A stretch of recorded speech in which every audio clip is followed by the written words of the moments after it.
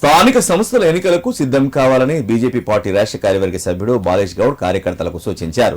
Party గెలుపు కోసం సైనికుల్లా పనిచేయాలన్నారు. సంఘటితంగా ముందుకు సాగుతూ కాంగ్రెస్, బీఆర్ఎస్ పార్టీలకు గుణపాఠం చెప్పాలన్నారు.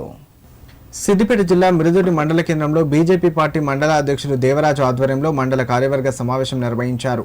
ఈ సందర్భంగా బీజేపీ రాష్ట్ర కార్యవర్గ సభ్యుడు బాలేష్ గౌడ్ మాట్లాడారు.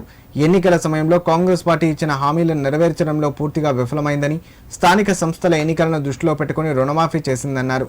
10 ఏళ్ల బీఆర్ఎస్ పాలనలో ప్రజలను పూర్తిగా మోసం చేసిందని ఆరోపించారు. గ్రామాల్లో బీజేపీ పార్టీ విజయం సాధిస్తుందని, పార్టీ ప్రజల నుంచి మంచి స్పందన వస్తుందన్నారు. సమావేశంలో బీజేపీ నాయకులు కానుగంటి శ్రీనివాస్, మల్లేశం, వివిధ గ్రామాల నాయకులు పాల్గొన్నారు.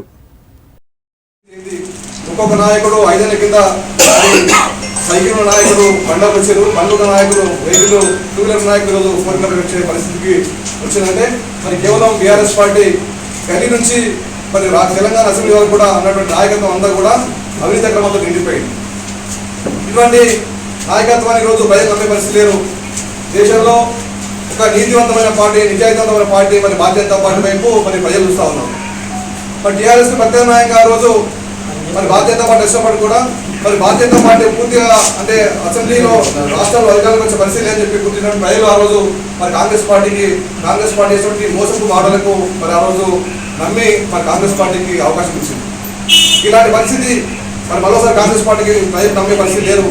మరి అయినటువంటి అసెంబ్లీ ఎన్నికలైనటువంటి 6 నెలల లోపలనే మరి మేము మోసపోయినాం, ఈ కాంగ్రెస్ పార్టీ మాయమాటలకు బలైపోయామని చెప్పి నీతి నిజాయితీల పార్టీ మరి నరేంద్ర మోడీ దేశంలో ఏదైతే అభివృద్ధి చేస్తా ఉన్నాడో మరి మన రాష్ట్రంలో కూడా అభివృద్ధి జరగాలంటే మరి పార్లమెంట్ సభ్యులుగా మరి బీజేపీ సభ్యులు గెలిపించాలని చెప్పి ఈరోజు రాష్ట్ర మంత్రులు కూడా మరి కాంగ్రెస్ ప్రత్యామ్నాయంగా 8 స్థానాలు ఈరోజు భారతీయ జనతా పార్టీ రాష్ట్రంలో 8 స్థానాలు గెలిచింది. మరి అదేవిధంగా రేపు రాబోయేటువంటి ఎన్నికల లోపల కూడా స్థానిక సంస్థల ఎన్నికల లోపల కూడా సేమ్ అవే ఫలితాలు మరి రిపీట్ కాబోతా ఉన్నాయి. మరి దానికోసము మరి కార్యకర్తలు గ్రామాల్లో ఉన్నటువంటి సమస్యలు ఏంటి, మరి పేదల సమస్యలు ఏంటి, మరి అన్నింటినీ గుర్తించాలి. మరి ఏదైతే మనము సర్పంచ్గా, ఎంపీడీసీగా పోటీ చేయాలని అనుకుంటూ ఉన్నామో ఆ నాయకులందరూ కూడా మరి ప్రజల లోపల ఉండి మరి ప్రజల కష్ట సుఖాల్లో భాగస్వాములై ఉండి మరి ఎన్నికలకు ప్రిపేర్ అవ్వాలని చెప్పి సందర్భంగా మరి